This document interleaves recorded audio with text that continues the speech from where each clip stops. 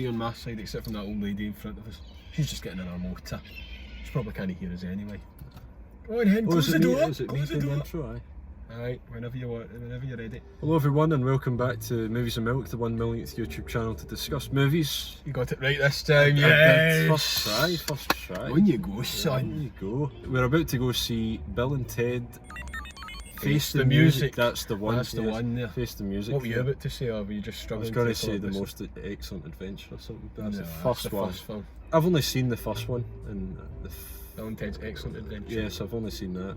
We went to the cinema to see it recently. Aye, I like Keanu Reeves. I don't think he's a great actor by any means, but he's a very likeable person, a very likeable human. Very suitable in this role. Yeah, so I'm interested. I do like films like that when they bring them back after 20 or 25 years or so. It's like Dumb and Dumber 2. It's not a great film, but it's nice to see Jim Carrey and Jeff Daniels back in a film together. Other than that, I don't really have any other anticipation, so I'm just going in completely blindsided. Yeah, I really liked Bogus Journey. It was a strange comedy sequel in that it was pretty much completely different from the first one. It would have been very easy to have Bill and Ted just go back in time again and sort of just recreate it. From what I've seen of this film, it looks as though it's trying to amalgamate both of the stories. It doesn't look like it's trying to be completely different like the second one was. I'm excited at the fact that this is only 80 minutes. I'm excited to just go in. 80 minutes? Aye, well, it's less than 90 minutes anyway. I'm just excited to just go in and watch an 80-minute comedy that just looks like a throwback to the films of the 90s and the 80s and the early 2000s there. Too much serious stuff going on now. We need a bit of light-hearted entertainment, so we'll go in and see it now. Let's go see it. It's roasting today, so hopefully it will get a bit cooler when we come out. Hopefully it doesn't rain because I don't have a jacket, but I do have a mask, so that's important. Alright, geez a sec, you don't even got your mat. Cracks, come on, geez a sec.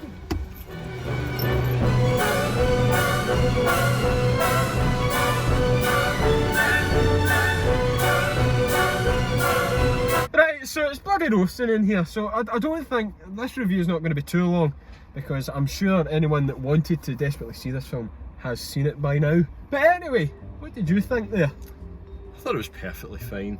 Perfectly fine? It was perfectly fine. It wasn't great, it wasn't bad, it wasn't good. It was just a light-hearted, decent comedy.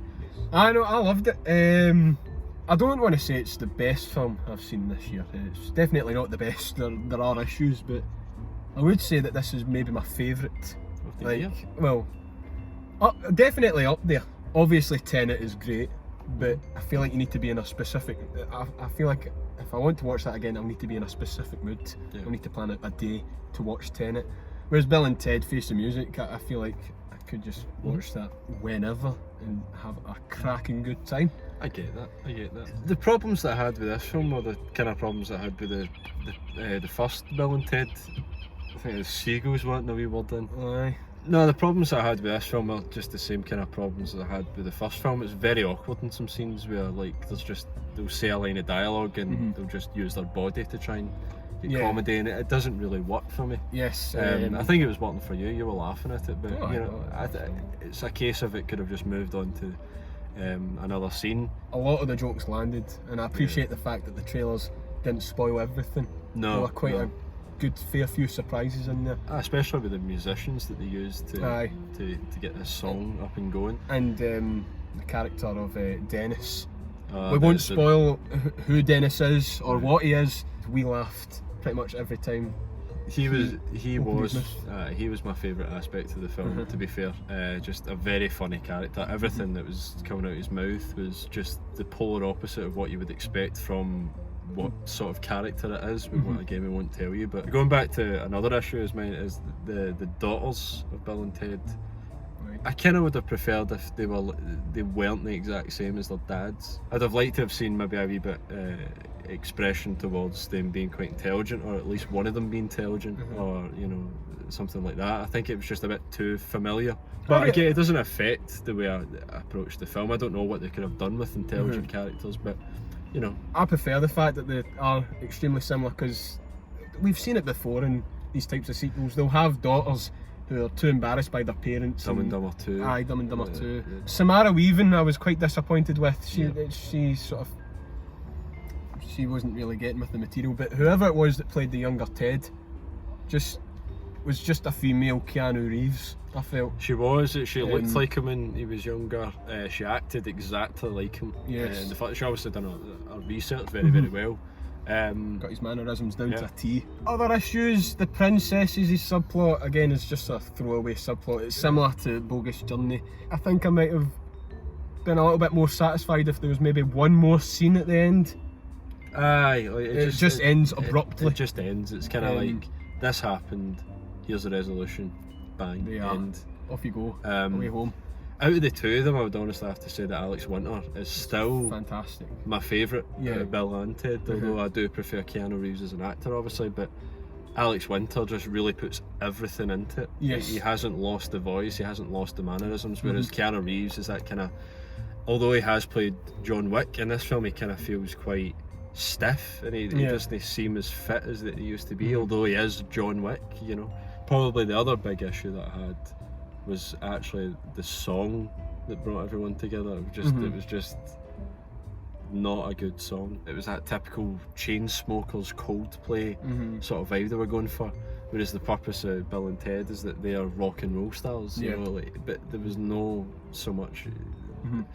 Kid Cudi was in the film as well, and there was no level of rap or R&B. It just didn't really feel like a great payoff, but you know, if it's gonna, it's like Daddy's Home 2 at the end when they all sing Last Christmas. It's like, not Last Christmas, was it Last Christmas? No, Band-Aid it's, 30. Band-Aid 30. Band-Aid 30, when they all sing that song, like the purpose of that is for everyone to be like, There isn't incest in this movie, unlike that one. yes, yes.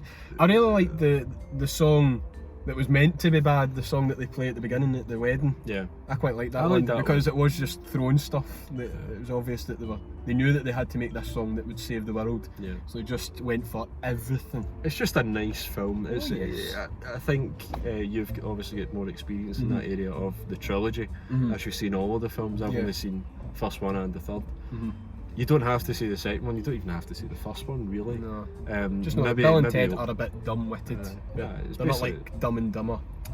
It's not going for that slapstick humour. It's just they say stupid things. Yeah, there's more at stake Yes. for these films rather than the other films that they're just there to be dumb. You know, Yeah. like the overall theme is to unite everyone through music, and that's a nice message. In a day and age where I'm too scared to look outside the window, I'm glad Bill and Ted were there to say, everything's going to be alright. It'll all be fine in the end. Big wuss. So yes, out of 10. I'll give it a 6 out of 10. 6. 6 out of 10. Nothing special, but it's a pleasant film. It's Yes. a very pleasant film. Again, I'm going to go just 1 point above you. I'm going to go 7. Just for the same reasons as you. Again and again, I maybe got a bit more enjoyment out of it.